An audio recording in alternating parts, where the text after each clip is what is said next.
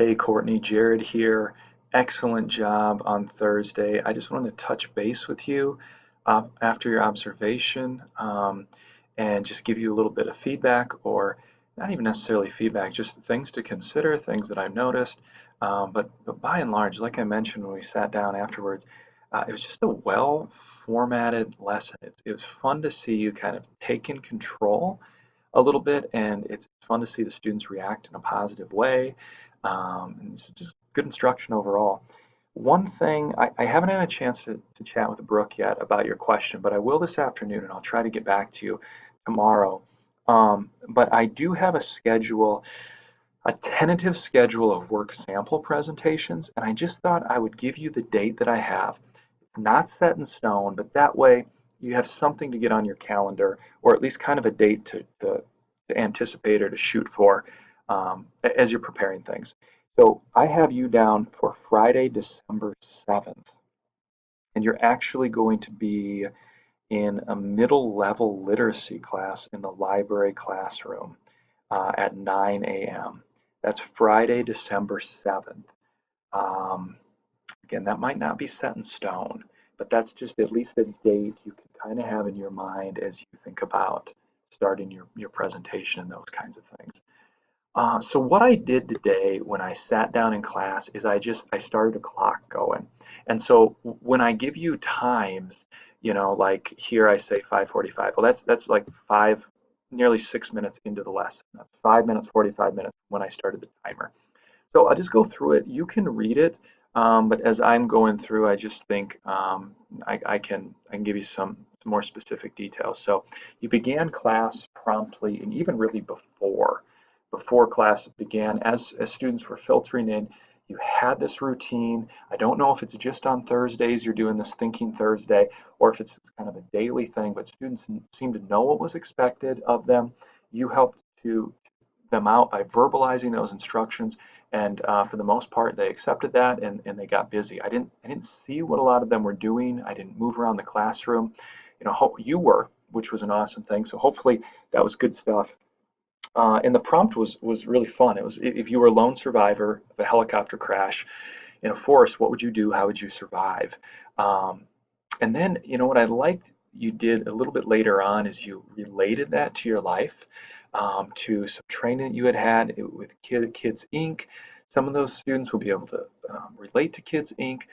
For others of them, it's just nice for them to hear about your life outside of school and kind of the genesis of this writing topic, or why this came to be, or why they're doing this right now in the classroom. So just noted that the timer is helpful because it holds you and the students accountable to this set period of time. And I think that was part of your flow. Is it really helped say, hey, this is the amount of time we have for this. You didn't have a timer going during discussion, but you had a set amount of time you were probably anticipating spending on the discussion before moving into vocab. You quoted at one point, I quoted you as just saying you have about 2.5 minutes left, which is excellent. Let them know. Students were I misspelled that, sorry. Quiet and engaged in the activity. You and Holly have obviously set up some firm expectations, and we talked about that. One question that I have for you to consider, maybe for tomorrow's post or just on your own, regarding those expectations that you and Holly have kind of set up together in the classroom, which of those do you see yourself using in your future classroom, and which of those do you see yourself maybe changing or altering or discontinuing completely? It's okay to think about those things. You're not being negative about Holly at all, but just considering in my classroom, what pieces of this experience am I going to take with me, and which ones maybe I won't. About 3 minutes into class, you said, who can tell me what they wrote? And then thank you for repeating, clarifying what the first quiet student said. So the first person who spoke, I couldn't hear. So I imagine other students couldn't, but you repeated that and you clarified that. All in all, throughout your discussion, 10 hands were raised at one point early on, but you really only called on 6 or 7 students. There was no pair share involved, which doesn't necessarily have to be a requirement in every question you ask students. But when you consider a classroom of, did I count the number of students? 24 students. If 6 of them participated, that's a quarter of your students. And the reason that I bring this up is there was a point where, yeah, I saw one student kind of, she had her hand up and you called on the student behind her and she kind of rolled her eyes and put her hand down. Like, I don't know if it was like, oh, she didn't call on me again, or if it was like, oh, this girl behind me, I think it was a girl, is going to talk again and I don't get to. And so just a recognition that students do want to share. You had more students willing to share than you had time or space to allow them to share in front of the whole class. Maybe consider various ways that you could allow them to share out rather than just with a partner next to them to give them all an opportunity to speak.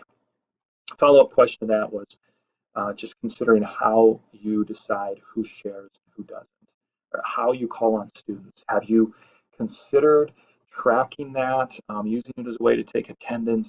Have you found a way to ensure that throughout the week you are allowing every student to speak and just making sure that that's a reality?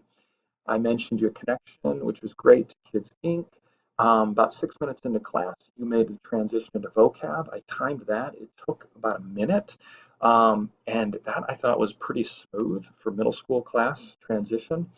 And then I think it was a great way to build student interest by saying, Holly and I were going to give you the words and definitions, but then we dropped them and they got all mixed up and stuff.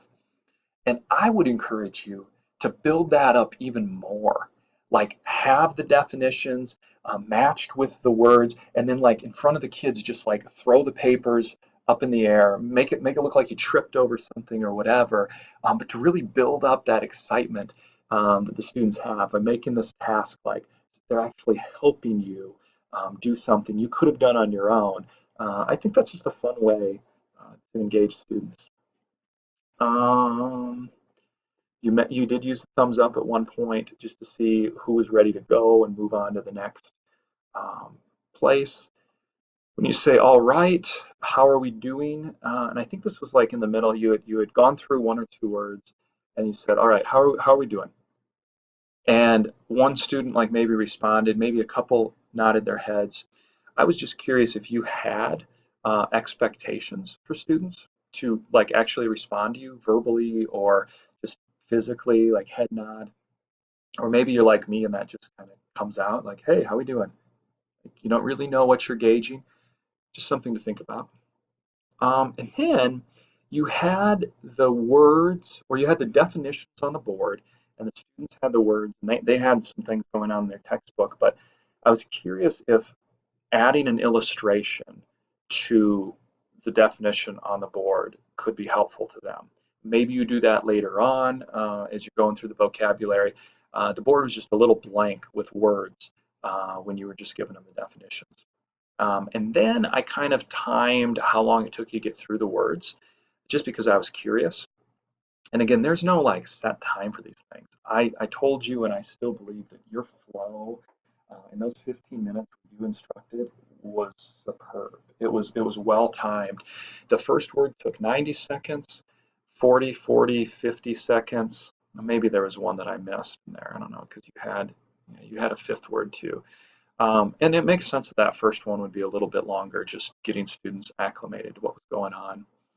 Another quote that you had is, would you guys right now in this classroom consider yourselves a community? And they said, yeah, I guess. And they gave various reasons why. And you said, Memorial would be a community because we all go to Memorial. Sioux Falls is a community. Just great example of, once again, like encouraging students to think about the content, the vocab word, in a larger context, like outside of the classroom or outside of the book we're reading. Oh, community, yes. Sioux Falls is a community. Oh yeah, our whole school is a community. Our family is a community. And then yeah, you finished in about 15 minutes. So all in all, like I said, fantastic job. I just wanted to give you some feedback here. I'll include this in the email so you can print it out if you want to. Answer those questions if you're able to in your email to me. Otherwise, just some things to have in the back of your brain. By and large, Courtney, you're doing a fantastic job, and it's fun for me to come into the classroom and see what you're up to. So give me another invite in 2 or 3 weeks, and keep those emails coming in on Friday. Talk to you soon. Bye.